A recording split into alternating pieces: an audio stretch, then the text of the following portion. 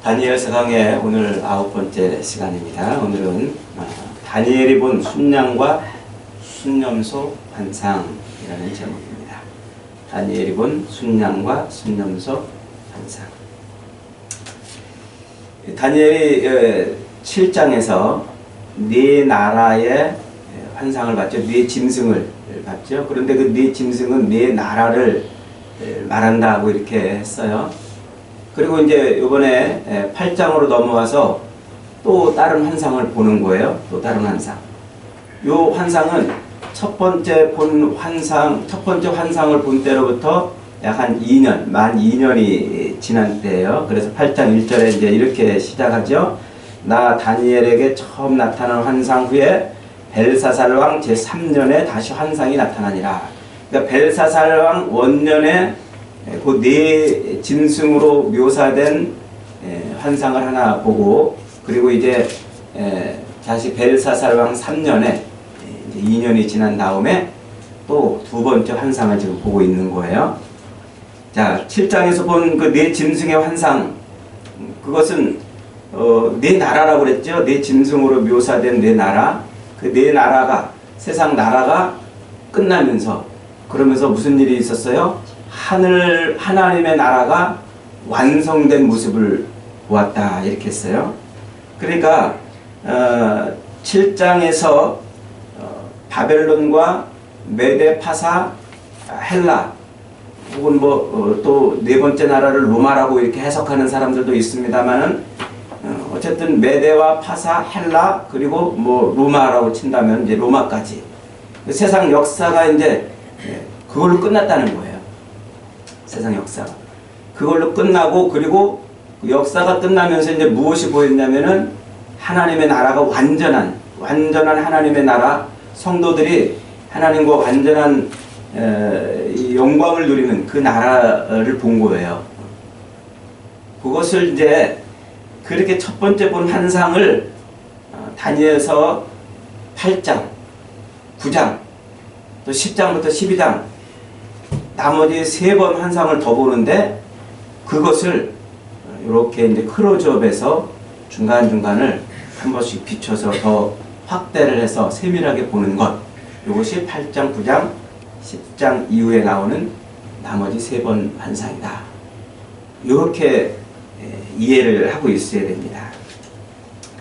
그러니까 어떤 사람들은 7장에서 본 요 네 짐승으로 묘사된 요 나라를 이제 바벨론, 메데파사, 헬라, 로마 이렇게 해석을 해요.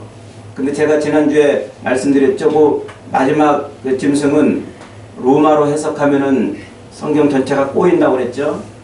그래서 저는 헬라로 해석한다고 말씀을 드렸어요. 그때는 이제 여러분들이 무슨 소리인지 하나도 이해를 못했을 거예요. 이제 오늘 설교하고 그 다음에 다음 시간 설교를 하면 이게 무슨 얘기인지 이제 이해가 됩니다. 왜 그것을 로마로 안 보고 헬라로 봐야 되는지. 그러니까 어떤 사람들은 이제 그 네 번째 나라를, 네 번째 짐승을 로마로 봐요. 로마. 그래서 이제 소로마가 이제 죄송합니다. AD 457년에 이제 소로마가 완전히 멸망을 해요. 그러면서 멸망하면서 이제 그 유럽 전체가 10개 나라로 이제 쫙 쪼개지잖아요. 10개 나라로 쪼개지는데, 그때 로마 교회는 그 소로마 제국 전체를 종교 통합하고 있던 그 로마 교회가 그 나머지 세 족속을 물리치고서 전체 이제 이 교황이 이제 모든 유럽을 통합하는 그런 종교 통합을 갖는 요때 요게 이제 마지막 작은 뿔이 나와가지고 이게 나머지 뿔들을, 세 뿔을 제거하고 나머지를 이렇게 권세를 장악하는 것으로 이제 이렇게 세상 역사를 설명한단 말이에요. 그러면서 이제 로마 교황을 뭐라고 보냐면 적그리스도로 봐요. 적그리스도. 참 이렇게 갖다 맞추면은 그게 어떻게 기가 막히게 또 맞아요. 또 들어보면 그런 거 같기도 해요.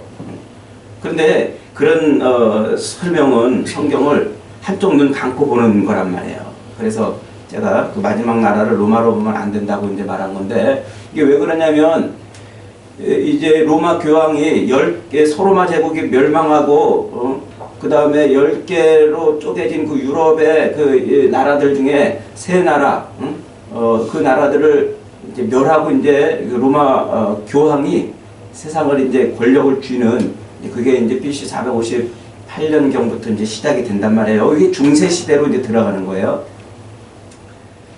그러면 그때 그 세상의 모든 것을 틀어주는 그 교황을 적그리스도로 본다면 그러면 초대교회는 적그리스도가 없었을까요? 요 458년 이 교황이 온 세상의 권력을 틀어줄 때까지 그때까지 약 500년 가까이는 적그리스도가 없었을까요? 기독교를 무력화시키려고 하는 시도들은 없었을까요? 많이 있었잖아요. 그래서 사도 바울도 적그리스도를 경계하라고 그러고 또 베드로도 지금 적그리스도가 나타났다고 그러고 요한 서신은 분명하게 지금 적그리스도가 와 있다고 그러잖아요. 그 시대에 초대교회도 적그리스도가 있었단 말이에요. 그러면 이 로마 교황을 적그리스도로 본다면 여기 지금 그 이전에 훨씬 이전에 예수님 승천하신 이후에 나타난 그 적그리스도는 뭐라고 설명을 할 거냐 말이죠. 이게 잘 설명이 안 되는 거예요. 그러다 보면 또 어거지로 갔다가 이렇게 끼워 맞추고 저렇게 끼워 맞추고 막 이래가지고 성경을 자꾸 이렇게 성경의 바른 진리를 왜곡한단 말이에요. 그래서 제가 그 네 나라 중에 다니엘서 7장에 나와 있던 바벨론, 메데, 파사, 헬라 그리고 마지막 나라를 네 번째를 로마로 보는 게 아니라 헬라로 봐야 된다고 이제 이렇게 얘기를 한 거예요. 지금 성경이 말하고 싶은 이 다니엘서가 말하고 싶은 것은요. 다니엘이 뭐 했다고 그랬어요?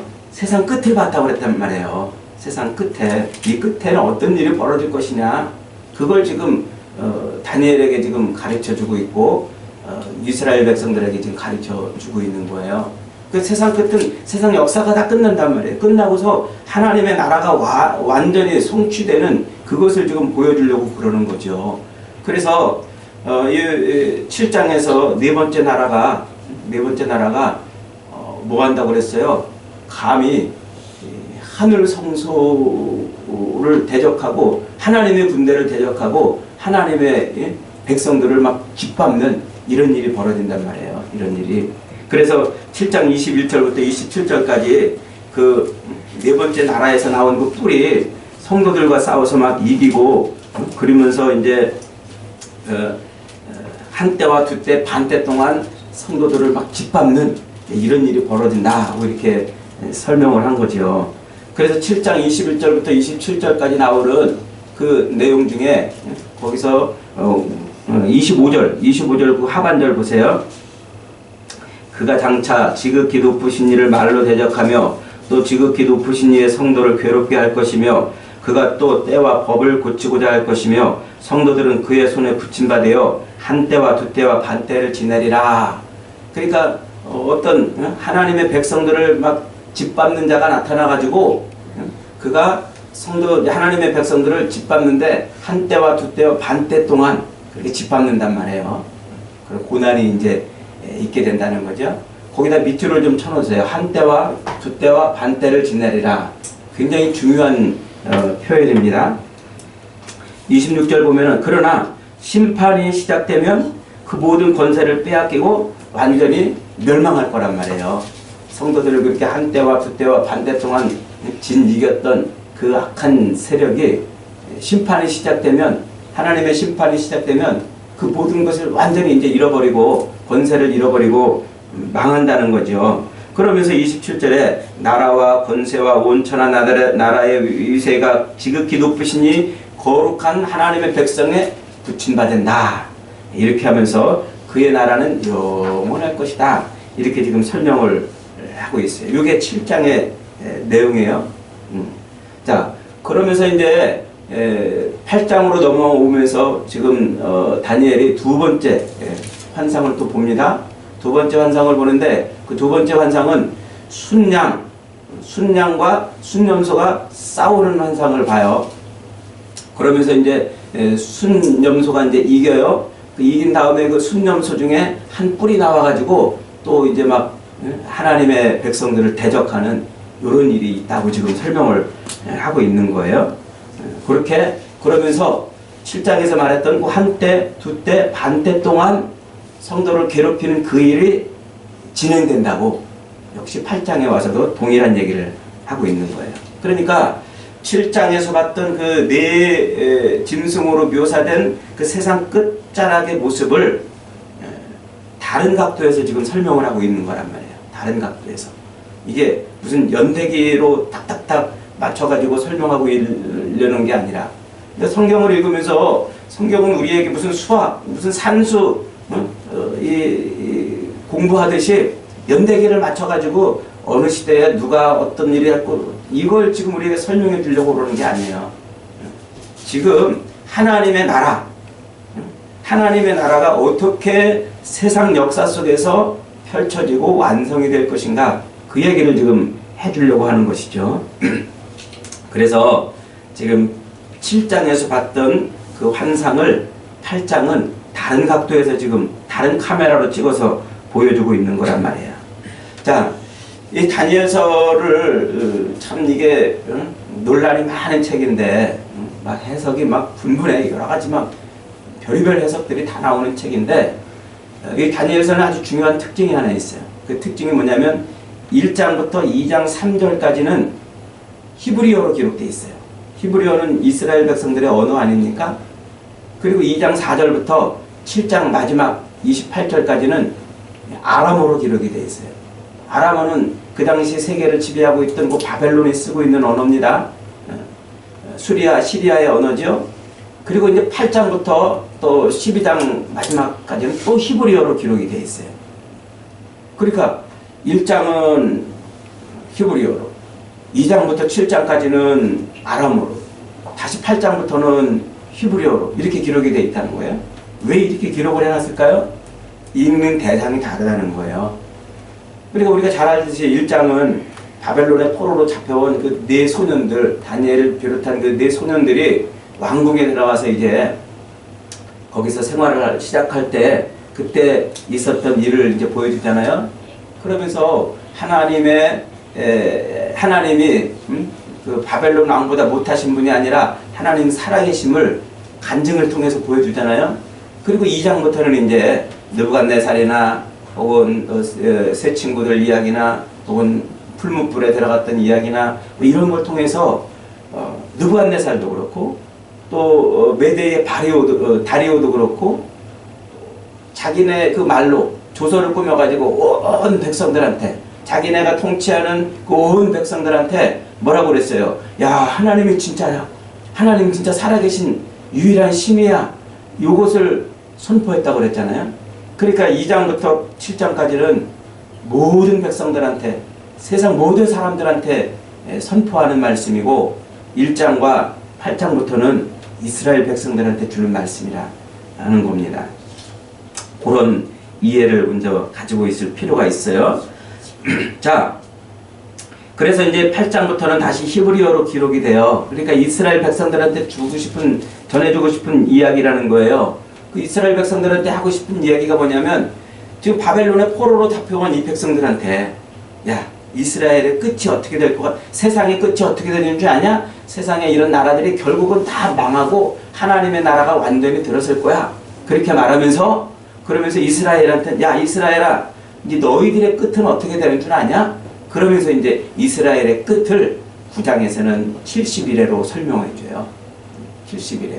그러면서 이제 그 이스라엘이 이제 바벨론의 포로로 잡혀왔던 이스라엘이 예루살렘으로 70년 만에 다시 돌아갔다가, 그랬다가 그 역사가 흘러가면서 그 네 나라 역사가 흘러가는 동안 그 이스라엘이 어떻게 그 네 나라와 관계를 맺다가 어떻게 이스라엘 역사가 끝날지, 그러면서 이스라엘 역사를 통해서 보여주려고 했던 하나님의 나라, 그 하나님의 나라가 어떻게 완성이 되고 실현이 되는지 그걸 설명하려고 하는 겁니다. 그러니까 가만히 이 다니엘서를 읽어보면요, 이게 지금 실제 세상 역사와 그리고 하나님 나라의 그 하나님의 나라의 역사가 오버랩돼 있어요. 여기서 이게 보이면 다니엘서가 다 보이는 거예요. 그러니까 구약은 이스라엘의 실제 역사잖아요. 이스라엘 백성들이 실제 살아가는 그 역사, 그 역사가 어떻게 신약의 하나님의 나라로, 그 영적인 세계로 실제 눈으로 경험하고 체험한 그 역사가 어떻게 영의 세계와 이렇게 오버랩되는지 요걸 다니엘서가 지금 보여주고 있다고요. 요게 보이면 다니엘서는 제대로 본 거예요. 근데 요게 영적인 세계가 오버랩되어 있다는 것을 못 보고 자꾸 실제 어떤 역사에 이 다니엘의 예언이 어떻게 실현이 되는가를 그걸 퍼즐 조각 맞춰가듯이 맞춰가면은 다니엘서를 자꾸 엉뚱하게 해석을 하는 거란 말이에요. 자, 요런 이해를 갖고 이제 오늘 8장 한번 들여다봅니다. 자, 먼저 3, 4절에서 두 뿔을 가진 수양에 대한 환상이 나오죠. 그러니까 이제 이 순양이 뿔이 두 개가 났어요. 뿔이 두 개가 난 순양이 있는데 한 뿔이 다른 뿔보다 더 이렇게 크다고 묘사를 하고 있어요. 근데 20절에 보세요. 20절 보니까 내가 본 바 두 뿔 가진 순양은 곧 메대와 바사왕이라. 그러니까 이 순양 한 마리가 뿔이 두 개가 탁 났는데 한 뿔이 더 큰 요 모습은 뭘 설명하고 있는 거라고요? 메대와 바사, 메대 왕국과 페르시아 왕국이 이렇게 합해져 가지고 그 두 왕국이 하나가 된 때를 지금 본 거예요, 다니엘이.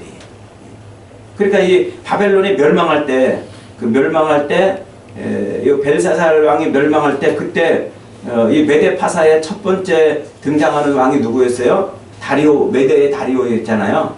그런데 그 메데의 다리오는 이 페르시아의 고레스의 장인이었어요, 장인. 그리고 고레스의 또 외삼촌이기도 해요. 그러니까 이제 지금 현재 이 바벨론이 다스리고 있는 그 중동 지역, 그 중동 지역의 위쪽에 오늘날 무슨 스탄자 붙어 있는 나라들이 잔뜩 있는 그 중앙아시아, 그 중앙아시아를 지배하고 있는 나라가 미디아 왕국이에요. 거기가. 그게 메대로, 우리말로 메대로 이렇게 설명이 돼. 그 거대한 그 왕국.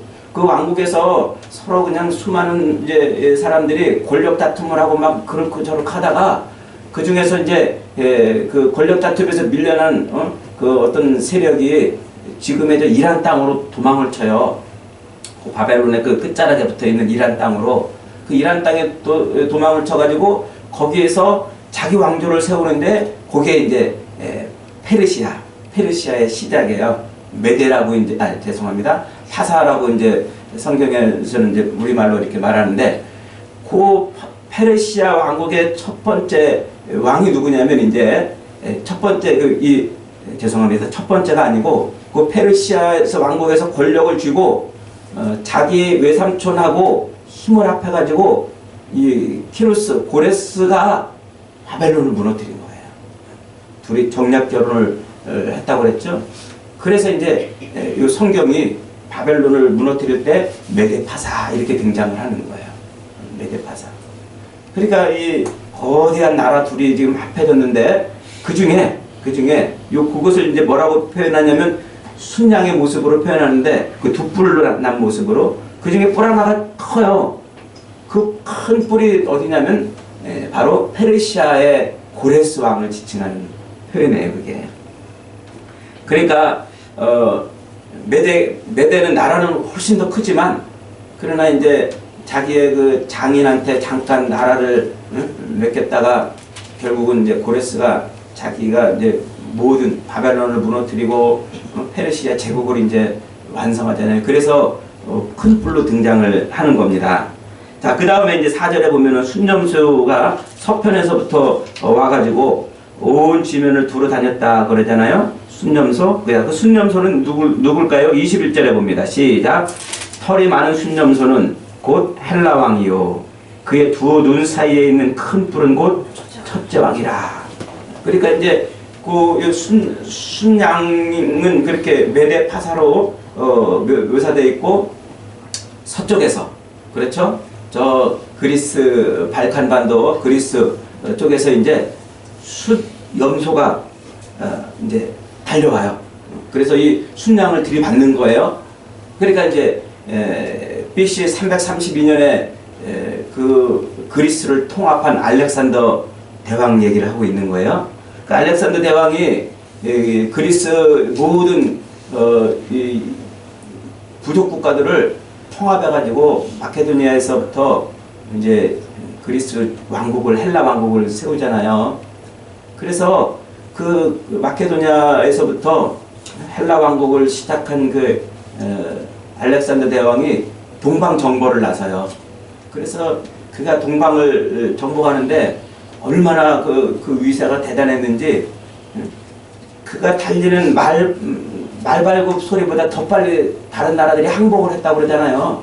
그러니까 엄청나게 빠르게 동방을 정복해요. 그렇게 해서 헬라 제국을 거대한 헬라 제국을 이제 만들어내죠. 그런데 그렇게 10년 만에 세상을 정복해 버렸어요.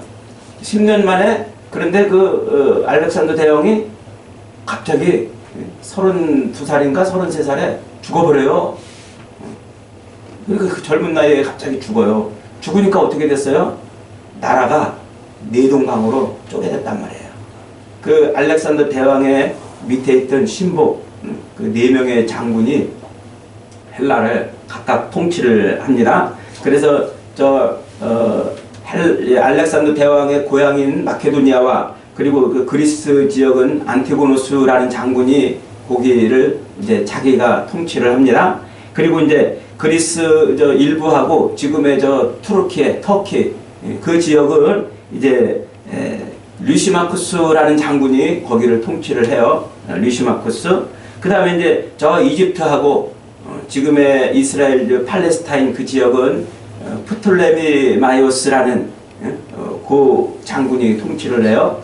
그 다음에 요 시리아하고 바벨론, 페르시아 이 지역은 이제 안티오코스의 아들인 셀레우코스라는 사람이 이제 통치를 하는 거예요.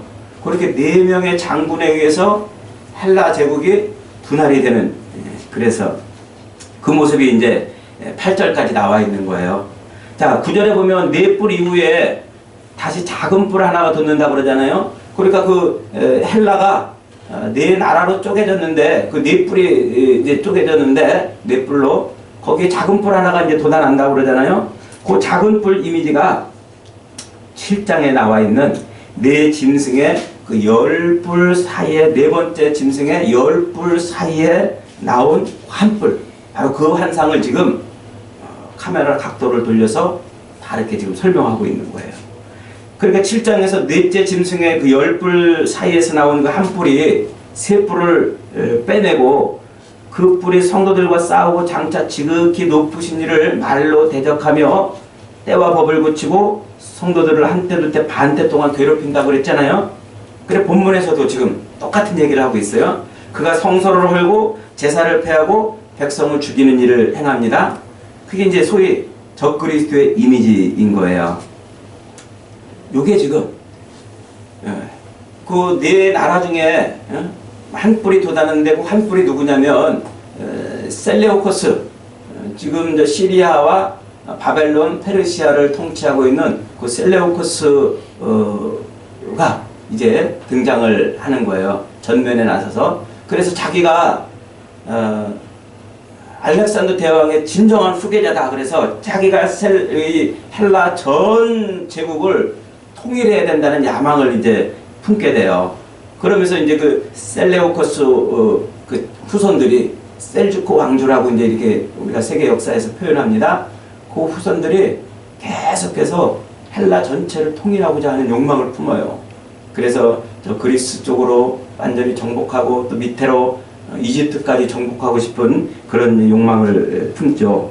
그렇게 4개로 분할된 헬라 제국의 시간이 흐르면서 한 뿔이 등장한다고 그랬잖아요.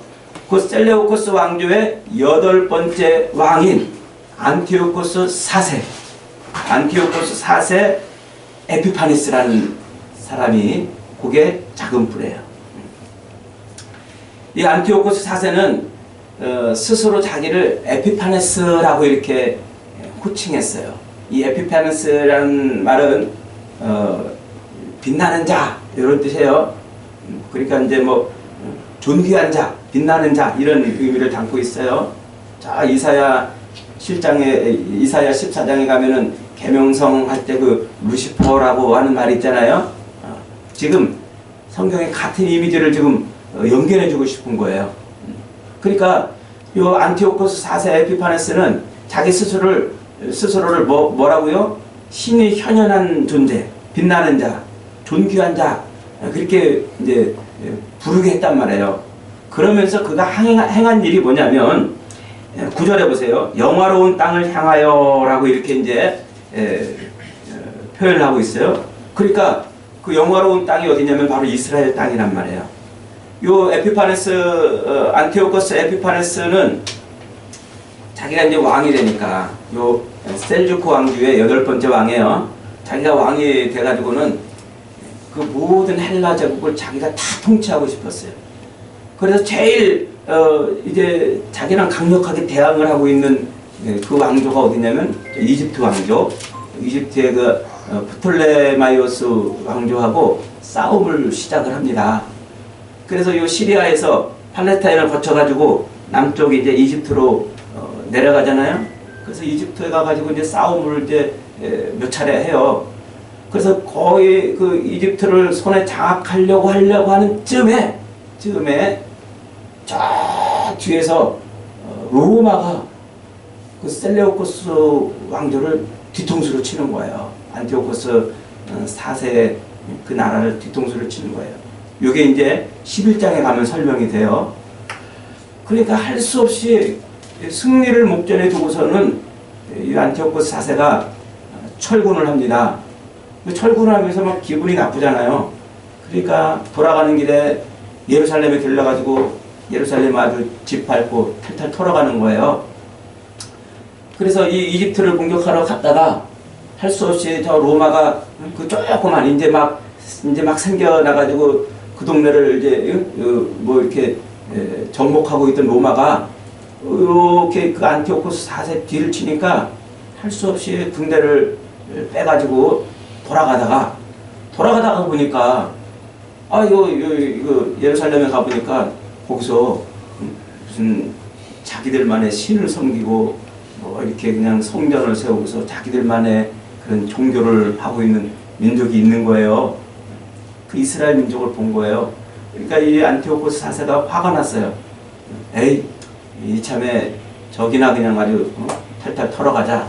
그래서 예루살렘을 정복하고 성전을 더럽히고 거기를 털어가기 시작하는 거예요. 그게 언제냐면은 BC 168년경에 일어나는 일이에요. 그래서 이제 이스라엘 땅에 가가지고 그 예루살렘을 정복하고서 167년 12월경에 예루살렘 성전에 헬라의 제우스 신상을 세우고 또 돼지피로 제사를 드리게 하고, 이스라엘 백성들은 돼지를 아주 싫어하잖아요. 그거는 아주 그냥 부정한 짐승이라고 여기는데 그 양이 아닌 돼지피로 제사를 드리게 하고 이제 막 이런 일을 이제 행하는 거예요. 그러면서 이제 율법을 지키는 자를 막 죽이고 안식일을 지키는 자들을 잡아서 죽이고 그리고 이제 부정한 말씀 율법을 붙들고 있는 자들을 막 찾아서 죽이는 그런 막 기가 막힌 일들을 이제 하는 것이죠. 그러면서 이제 법을 바꾸는 거예요. 유대의 율법이 아닌 자기의 헬라의 법대로 신앙생활해라. 그리고 유대의 하나님이 아닌 이 헬라의 제우스 신을 섬기는 이런 일을 해라. 이러면서 이제 유대를 짓밟는 거죠. 11절부터 14절에 보니까 그렇게 안티오코스 4세 에피파네스 군대가 성전을 더럽히는데 그 성소가 언제 동안 더럽힘을 당한다고요? 2300주야 동안 더럽힘을 당하다가 성소가 정결해진다고 그러잖아요. 그 2300주야에 대해서는 이게 이제 성경에서 가장 해석하기 어려운, 제일 해석하기 어려운 예언 중에 하나예요. 그런데 이제 2300주야를 이제 문자적으로 2300날이라고 이제 보는 견해도 있고, 유대인들이 이제 아침과 저녁으로 제사를 드리는 것을 고려해서 그래서 2300주야를 둘로 나눠가지고 1155일 이렇게 이제 나눠서 보는 경우도 있어요. 여기를 이제 저 제7일 안식교라는 그런 안식교가 있어요. 우리 이제 제7일 재림예수 안식교라는 그런 종파가 있잖아요. 거기는 요 2300주야를 2300년으로 봐요. 2300년. 그래서 다음 주에 설명하겠습니다만은 예루살렘 성을 중건하라는 영이 날 때부터 이스라엘은 이제 70일에 만에 역사가 종결이 돼요. 근데 요때 2300주야가 시작이 된다는 거예요. 그래서 이게 언제까지 가냐면은 1844년까지 가서 그때 이제 예수가 재림한다고, 예수님이 재림한다고 이제 그런 사상을 퍼뜨렸던 그 제7의 안식교, 재림교, 거기는 이제 그걸 연도로 이렇게 이제 보고, 또 이것을 다르게 보는 많은 사람들도 있는데, 요거는 3년하고도 약 한 55일 정도 되는 기간인데, 이게 중요해요. 자, 그 아까 7장에서도 그렇고, 또 8장 초반에서도 그랬고, 하나님의 나라를, 하나님의 백성들을 짓밟는 요 악한 세력이 얼마 동안 하나님의 백성들을 짓밟는다고 그랬어요? 한때, 두때, 반때. 한때, 두때, 반때. 3년 반이란 말이에요. 이게 3년 반. 요 3년 반이라는 요 한때, 두때, 반때라는 요 사상이 굉장히 중요해요. 여기서 이게 만들어지는 거예요. 2300주야, 2300주야가 요게 3년 반 사상의 핵심이에요. 그래서 3년 반이 지나면 성소가 정결해지는 거예요. 그러니까 그 악한 세력이, 그 헬라의 안티오코스 4세로 대표되는 그 악한 세력이 하나님의 나라를, 이스라엘을 막 짓밟고 예루살렘 성전을 허물고 우상을 섬기게 하고 돼지피로 제사를 드리게 하고 모든 율법을 폐하는 그런 일들이 벌어졌는데, 요게 얼마 동안? 한때, 두때, 반때, 3년 반 동안 그렇게 성도들이 짓밟힐 것이라는 거죠. 그래서 실제로 안티오코스 4세 에피파네스는 그렇게 예루살렘을 공격해가지고 막 철저하게 막 성전을 더럽히고 파괴하고 율법을 폐하고 제사를 폐하고 이러면서 이제 있다가 BC 164년에 갑자기 죽어요. 그렇게 죽으면서 이스라엘의 유대인들 중에 그 마카비우스라는 가문에서 그 안티오코스 4세를 무찌르고 죽이려고 했던 그 모든 세력, 이제 유대의 독립운동이 이제 벌어지는데, 그 마카비 독립운동이라고 하는데, 요들이 이제 안티오코스 4세가 죽으니까 예루살렘 성전을 다시 회복했잖아요. 그래서 그 성전을 다시 정결케 하고 깨끗게 하고 다시 성전에 촛불을 밝혀요. 그래서 그 촛불을 밝히는 절기, 새로운 절기를 만들어요. 그 절기가 하누카.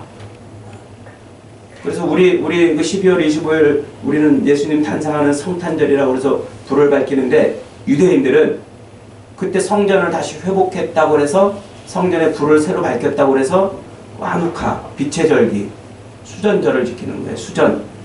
전을 보수했다, 수리했다, 수전절. 여기 이제 예수님도 요한복음 10장인가요? 거기에서 수전절에 한번 예루살렘을 가는 날이 이제 등장을 하잖아요. 그렇게 갑자기 3년 반 동안 아주 그냥 예루살렘을 짓밟고 제사를 폐하고 율법을 폐하고 했던 그 안티오코스 4세가 죽으면서 어떻게 된다고요? 예루살렘 성전이 회복이 된단 말이에요. 그러면서 그 마카비 가문이 이제 제사장 겸 왕의 역할을 하는 지도자로 등장을 해요. 그래서 왕 같은 제사장의 개념이 여기서 이제 만들어지는 거예요. 그러니까 164년 12월 14일까지 지속되었다가 성전을 다시 되찾은 그 마카비 가문이 이제 이 에피파네스가 죽음으로써 성전을 회복한 그 일, 예루살렘 성전이 이제 역사적으로 실제로 회복이 되는 거예요. 그 일을 하늘의 성전이 회복되는 그것으로 오버랩 시켜가지고 다니엘서를 설명하고 있는 거예요. 그래서 25절 한번 보세요. 25절 보면은 그가 사람의 손으로 말미암지 아니하고 깨지리라 그랬어요. 그 에피파네스가 이제 갑자기 죽는 거예요. 누가 어떻게 해서 죽은지도 모르는데 그냥 그렇게 죽으면서 이스라엘을 무참히 짓밟던 그런 악한 세력이 이제 사라지는 것이죠. 사라지는 것이죠. 그러면서 이스라엘 역사가 100년 동안 100년 동안 평화의 시대를 열어요. 마카비 독립 시대를 열어요. 그리고 가다가 이제 로마한테 이제 또 다시 멸망을 당하는 겁니다. 자, 그렇게 가는 그 역사의 마지막을 지금 이런 환상으로 지금 보여주고 있는 거예요. 무슨 얘기인지 지금 좀 이해가 되시나요? 아직도 잘 모르시겠죠? 이게 다음 주 9장쯤 가면 이제 조금 눈에 이제 들어올 거예요. 자, 그러니까 7장에서는 지금 네 짐승으로 묘사된 네 나라의 그 환상을 봤어요. 그러면서 그 네 나라의 끝에 마지막 나라가 멸망하면서 하나님의 나라가 완성되는 모습을 7장에서 봤잖아요. 그런데 8장은 그 네 나라의 끝에 어떤 일이 벌어지고 있느냐 그거를 좀 클로즈업 해가지고 다른 카메라로 봤는데 보니까 그냥 네 나라 그 네 번째 나라가 그냥 소멸되는 게 아니라 이 나라가 하나님의 나라를 막 공격해가지고 하나님의 백성들을 3년 반, 한때 두때 반때 동안 철저하게 유린하다가 그러다 갑자기 사라지는 그런 모습을 지금 8장에서는 보여주고 있는 거예요. 그러면서 하나님의 그 나라가 완성이 되는 성소가 이제 정결케 되는 모습을 보여주고 있는 것이죠. 자, 26절 같이 한번 읽어봅니다. 시작.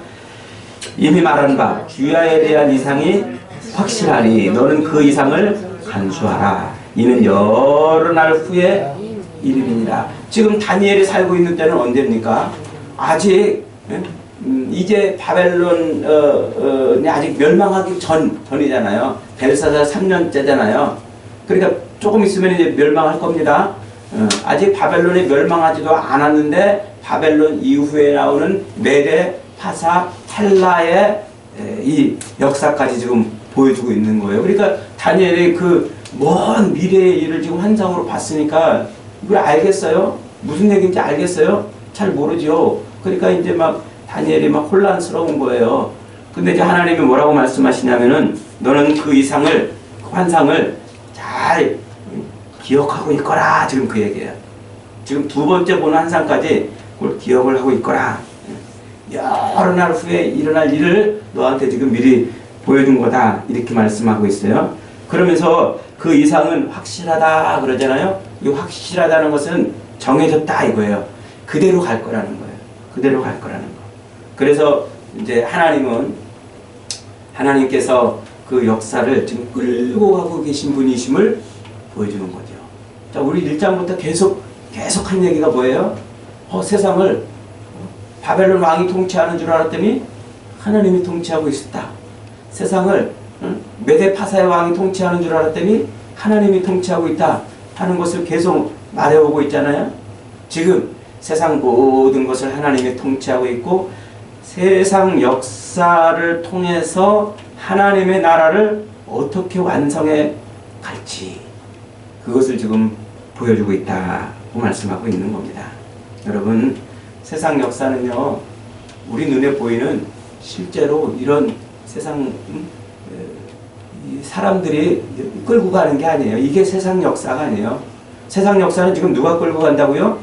하나님이 끌고 간단 말이에요.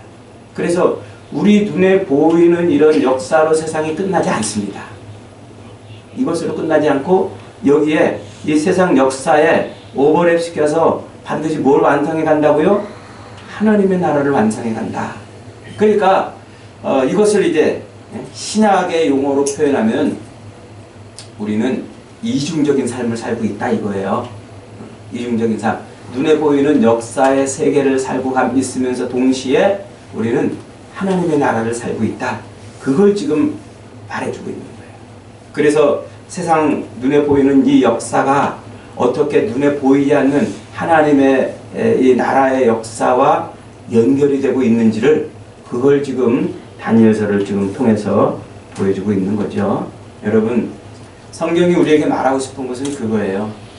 우리는 지금 세상 역사를 살고 있지만 동시에 하나님 나라의 삶을 살고 있다 하는 거예요. 한번 따라해 봅시다. 나는 세상 역사를 살고 있지만 동시에 하나님 나라의 삶을 살고 있다.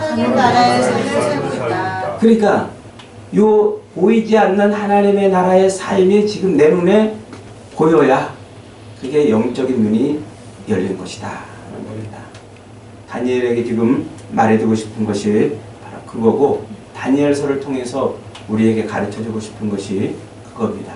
오늘도 세상 모든 역사를 주물러 가시는 그 하나님의 손, 그 손을 볼 수 있는 영의 눈이 열리시기를 바라고, 저와 여러분의 인생이 세상 역사로 끝나는 게 아니라 그 하나님의 나라, 보이지 않는 그 영의 나라에 속해 있음을 깨달아서 그렇게 하나님께 영광을 돌리며 사는 복된 인생들이 되시기를 주님의 이름으로 축복합니다. 아멘. 아멘.